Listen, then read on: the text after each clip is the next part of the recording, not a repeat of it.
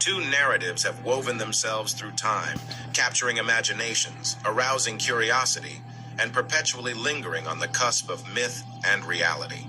The first is Atlantis, a civilization of awe-inspiring magnificence and sophistication that was said to exist around 9,600 BC.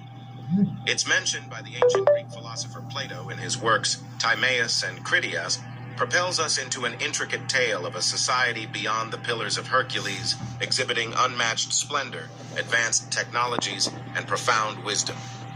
Equally enigmatic is the narrative of the Anunnaki, entities of unparalleled power and knowledge, often termed the gods of ancient Sumer, a civilization that emerged in Mesopotamia around 4000 BC. The Sumerian texts, such as the Epic of Gilgamesh, chronicle the Anunnaki's interactions with humanity, their insatiable quest for gold, and their impartation of advanced knowledge and technologies, setting a parallel course to the tale of Atlantis. As we embark on this journey, we will unravel the intertwining tales of Atlantis and the Anunnaki, navigating through ancient texts, archaeological discoveries, and intriguing theories, presenting an epic saga that may rewrite our understanding of human history. The goal is not just to explore, but to illuminate hidden corridors of our past, unveiling knowledge that was perhaps meant for us to discover. According to Plato's dialogues, Timaeus and Critias, Atlantis was a mighty civilization, far advanced for its time, located beyond the Pillars of Hercules, what we know today as the Strait of Gibraltar. Plato describes Atlantis as an island larger than Asia and Libya combined, teeming with riches and natural resources. In Critias, he outlines a societal structure in Atlantis that was both complex and ordered, with 10 kings wielding power in a confederation. The kings, who were direct descendants of Poseidon, the Greek god of the sea, were bound by laws inscribed by Poseidon himself on a pillar of orichalcum, a precious metal found in abundance only in Atlantis. The Atlanteans were known for their advanced technologies, city planning, and architectural prowess. Central to their city was a series of concentric rings of water and land, with the royal palace at the center. Temples dedicated to various deities sprawled across the landscape, filled with offerings of gold, ivory, and orichalcum. Such grandeur spoke volumes about Atlantis' prosperity. Okay, I'm gonna show y'all something. All right, I'm gonna show y'all something. You know, I'm raw with this shit here. I don't care. Let me show y'all something. This is the Chicago World's Fair of 1893, colorized. This is Atlantis. You see that? I can feel you fade away. This is Atlantis. Your steps keep me awake. Don't cut me down, throw me out, leave me here to waste. I once was a man with dignity and grace. Now I'm slipping through the cracks. What they call Chicago World Fair. So please, These are the buildings. could you find a way to 63 hectares of land. I hope you can show me. If you wanna go, then I'll be so lonely. If you're leaving, baby, let me down slowly. Let me down, down, let me down, down, let me down, let me down, down, let me down, down, let me down. If you wanna go, then I'll be so lonely. If you're leaving, baby, let me down slowly. Cold skin, drag my feet on the tire. You see this? Down the corridor. And I know we haven't talked in a while. This is Atlantis. So I'm looking for an open This is Atlantis. down through me out in a waste. I once was a man with dignity and grace. Now I'm slipping through the cracks of your golden embrace. So please. Today I'm gonna show y'all American Indians they don't want you to see. The Montauk, the Blackfoot, the Cheyenne, Choctaws, and the Blackfoot again. This is my grandpa. The Shinnecock, the Narragansett, man. The Wampanoag, baby. The Yamasee, mother of the Chappaquiddies. The so-called Cherokee, chief of the Hasimonisco, and the Pumangi. Share it, man. Share it. So also he said in there about the 10 Confederate kings. Now check this out. This is the only land, this land, what they call America, which is Atlantis, where we have confederacies. And all of our tribes were confederates, confederate tribes. Okay? Oh, sorry for that.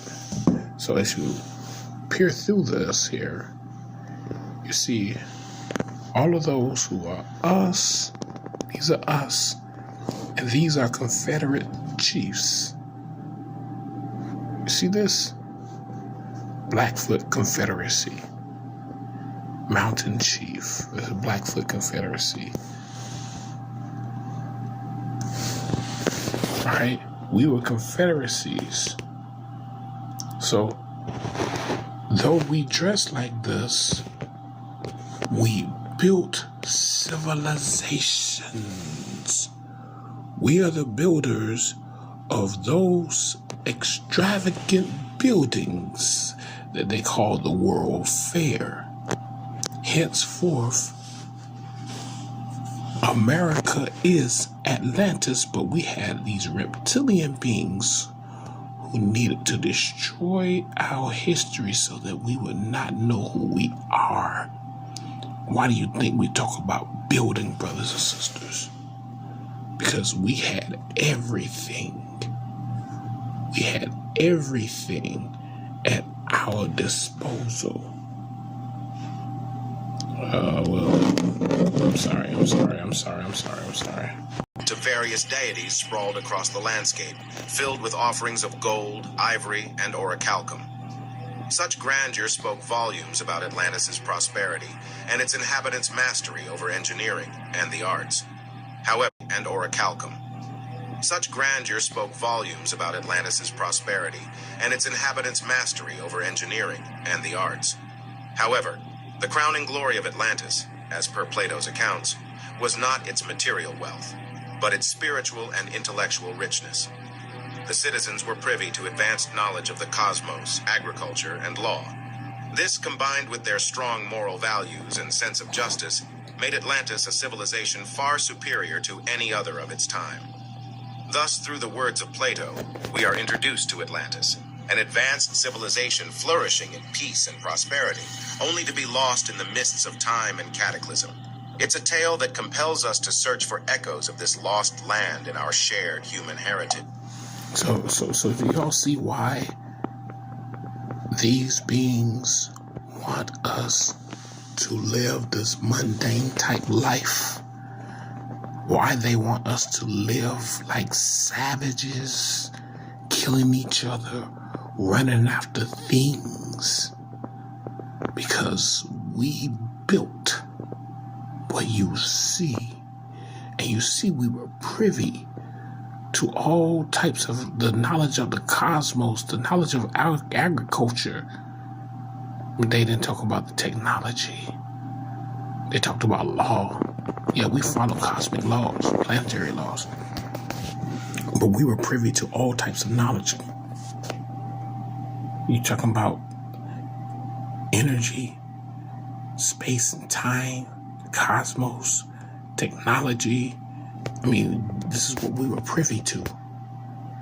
And while we have an enemy who works so hard to create an indoctrinated education system called law, religion, and education. Yes, the law is an indoctrination that they created. They want us to learn the law so that we can obey them. Religion was another indoctrination where we literally don't believe in ourselves, because they don't want to tell you that the original Atlanteans were nonetheless sorcerers and wizards and with a J, yes, witches and warlocks, yes. In the realm of ancient Sumerian texts, there exist entities known as the Anunnaki. These were divine beings, sometimes depicted as deities, other times as beings from the stars. They first appear in the oldest known written cuneiform texts, such as the Epic of Gilgamesh and other Sumerian myths. The word Anunnaki itself can be translated from Sumerian as those of royal blood, or those who came from heaven to earth. Their depiction varies, but often they are portrayed as powerful beings, wielding advanced knowledge and technologies. Some theorists propose that they were extraterrestrial entities that came to Earth in search of gold. The Anunnaki were renowned for their wisdom and were worshipped as gods in ancient Mesopotamia. They played a significant role in shaping human civilization, according to the Sumerian texts. Their influence was vast, spanning across societal norms, laws, architectural styles, and even the genetic makeup of humanity, if some interpretations are to be believed. One of the most intriguing aspects of the Anunnaki narrative is their purported quest for gold. According to some interpretations of the Sumerian texts, the Anunnaki came to Earth primarily in search of gold, which they needed to restore the atmosphere of their home planet. This quest led to the creation of mankind, who were initially Orientals. Gold mines. The Orientals. gold mines. The Okay, so he said that led to the creation of mankind, which are these Saxon-based beings, Saxon Orientals, and they were created. So we know that they were created off-world. We know this. We know that they were brought here, but I don't know if they were brought here by the Anunnaki themselves. All right, because there are other texts that say differently than whatever these Saxons say. They make up a whole lot of things.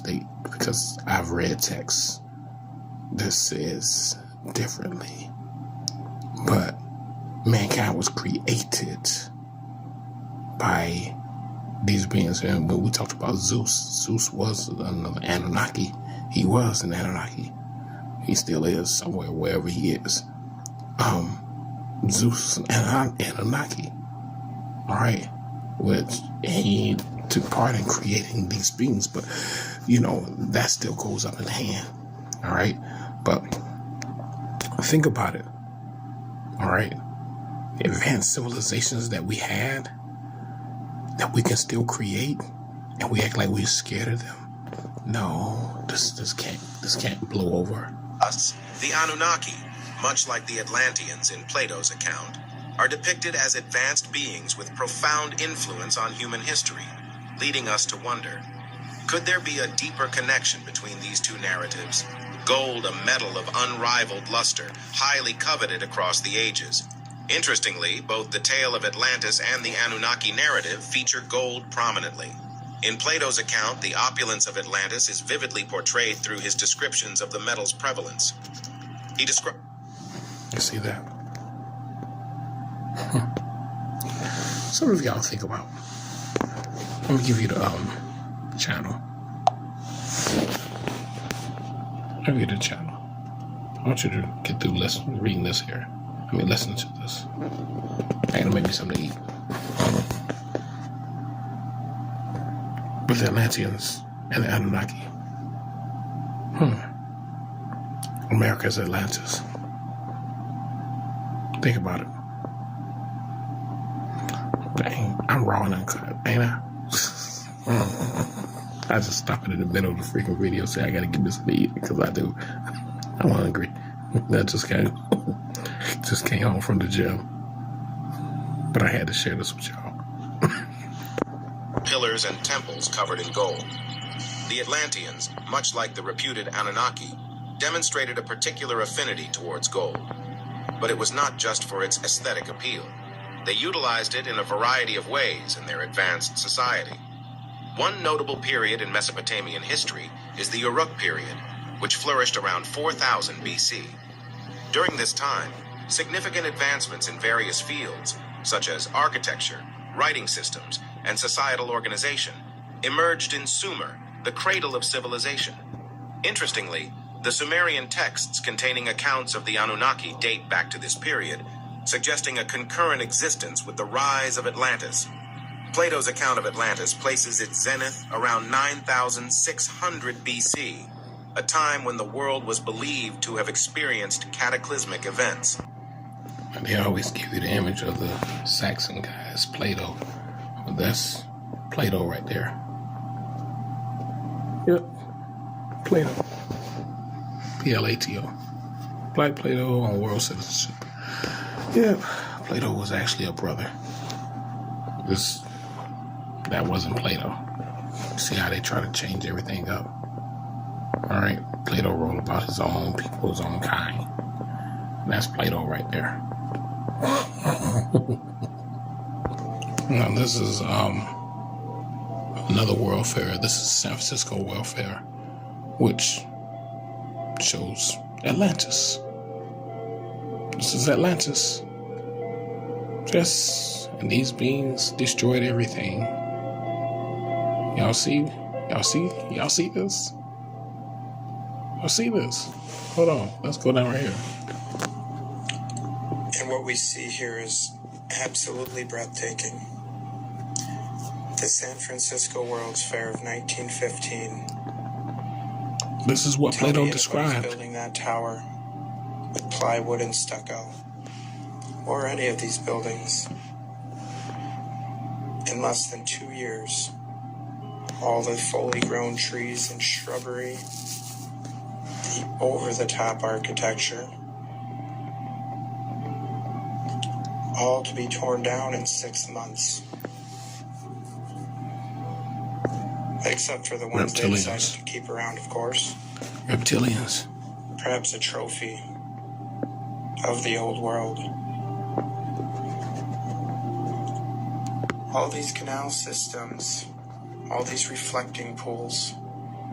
Yep, that's Atlantis. Decorative ornament tops on the buildings. The tropical gardens. To think this could be done in 2 years in modern times would be stunning, let alone in 1915. And even amazing yet is these were popping up all over the world, nearly happening yearly, all looking to this same grand scale, telling us the same story. 2 years to build, 6 months they tore it down. Even if it was temporary, to what purpose? Why would you go through such scales to tear something down shortly after? And why can't we do it today? That statue alone, there's nothing temporary about that. I believe these worlds fair. All right, this is Atlantis, y'all. All right, this is what Plato described. He described Atlantis, and he described what you see in old world, which is this land is Atlantis, which you call America. This is what's described. Put the puzzle pieces together. Understand what's going on. To be the parades of the conquerors, showing off the lands inherited. What did he say? He said the parades of the conqueror, showing off the lands inherited. Okay. Let me take it right back again. I'm gonna take it back one more time. You would think this is somewhere in Africa. You would think this is somewhere in Egypt. But nah. This is in Memphis, Tennessee. Tore down in the late 1800s. You see the state column buildings in the back? Those buildings are still used today as Capitol buildings. You see the pyramids? We know the truth now. We know who built them. We've been here. So it's our people, it's our ancestors who built all those buildings. And when you look at them, you're like, wow. Wow. They were deep into architecture, technology, energy. These are our people, the Atlanteans, also known as the Anunnaki. Yes, these are our people. And what was described by Plato was already here. They want you to think that, Atlantis had sunk in the water, but they don't want you to tell you that they destroyed Atlantis and they destroyed the evidence of Atlantis. You see what's going on? I hope this gets your blood boiling, because this truth is out there. The truth is out there. I hear Brother Dan Calloway talking about our people, but brother, I need you to go deep. All those buildings, so intricate buildings, we created that. It's Atlantis. This is an Atlantean. All right. These are Atlanteans. Yes. We told you. These are Atlanteans. And we come from all over this land. It's Atlantis. We got to take our shit back. See that? St. Louis World Fair. It's Atlantis. They want to tell us that they built this with plywood and plaster. Hell no. These buildings have been set for the longest. This is Atlantis, right? This is literally Atlantis, and those what they call the Black Indians were the ones who built these. They built this. Yes, they built this. And this is something that was supposed to be removed from our history. All right, so if you want to talk about Black History Month, let's talk about Atlantis. I told you, this is what St. Louis looked like in 1904. Would you believe me? Probably not, because this is what St. Louis looks like today. This was the 1904 St. Louis World's Fair, or the Louisiana Purchase Expo. The mainstream narrative claims it was a combination of trade show, civic showpiece, and a monument to culture, along with more than a ting of American pride. But some things just don't add up about the narrative. For example, it took 3 years to build 150 buildings like this. That would be almost 42 buildings a month, and keep in mind, the buildings were of this stature. They also say these buildings were temporary, just like the Chicago World's Fair. But come on, just look at this. Why so much intricate detail for a building that's temporary? And the reason for destroying these buildings were the same as the Chicago World's Fair. And it was because they were built on a lease for a year. Come on. I don't know about you, but this does not look like something you would keep up just for a year. There are many theories that say these buildings came from a one-world civilization, and that the writers of our history don't want us to know about them. That theory would explain why there are so many Greek Roman-style buildings all around the world. But that's just a theory. Like, follow, and leave a... They don't want anyone to know. They don't want anyone to know.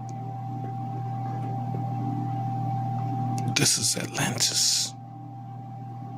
The buildings, and the thing about it is they were everywhere. That's the thing about it, they were everywhere. You can go the South Carolina World Fair, the North Carolina World Fair, the Georgia World Fair, the Mississippi World Fair. I mean, these buildings were everywhere. They were everywhere. And this is what Atlantis looked like when we had the giant pools and the buildings and the architecture and the fountains coming out of the pools. I mean, come on, this is what we had. We were already into technology. Come on, y'all. Y'all know we ain't lying about this. America's Atlantis. And all of you so-called African Americans are Atlanteans. The supposed fact dating of Atlantis remains speculative. Some theories propose that the supposed flourishing of Atlantis aligns with the end of the last ice age and the subsequent rise of early civilizations. The notion that the Anunnaki may have visited Atlantis, leaving their mark on its societal structure, technology, and spiritual practices. While evidence remains elusive, several clues within ancient texts provide tantalizing suggestions of potential interactions. One intriguing reference comes from the Emerald Tablets, believed to contain the wisdom of Thoth the Atlantean. These enigmatic tablets speak of divine beings descending from the heavens, imparting knowledge and guidance to the Atlanteans. Some theorists speculate that these divine beings could be the Anunnaki, influencing the Atlanteans with their advanced wisdom and technology. Another possible link can be found in the Epic of Gilgamesh, one of the oldest surviving written works. Within its verses, Gilgamesh encounters the character of Utnapishtim, who survived a great flood. This flood bears striking similarities to the biblical story of Noah's Ark and the destruction of Atlantis. Some theories propose that Utnapishtim's survival and subsequent encounter with Gilgamesh could hint at a connection between the Anunnaki, Atlantis, and the cataclysmic event that led to its downfall. Within both cultures, we find So, y'all, we already know about the destruction of Atlantis. We know that there was no flood There was no mud flood. We know there was no water that destroyed Atlantis. We know that there was these Saxons who used dynamite to destroy all of these buildings that we had built, and they rebuilt the world that they desired because they did not understand it. While we were in our sleep state, we allowed an enemy to destroy everything that we had while we were in a sleep state. Some of us were at war, but we allowed an enemy to destroy everything that we had, and he recorded himself destroying what we had. Teachings that hint at esoteric wisdom and profound cosmic insights. The Atlanteans, according to Plato, possessed secret knowledge of the universe and the ability to tap into its powers. Similarly, the Anunnaki were seen as celestial beings with advanced understanding and access to cosmic realms.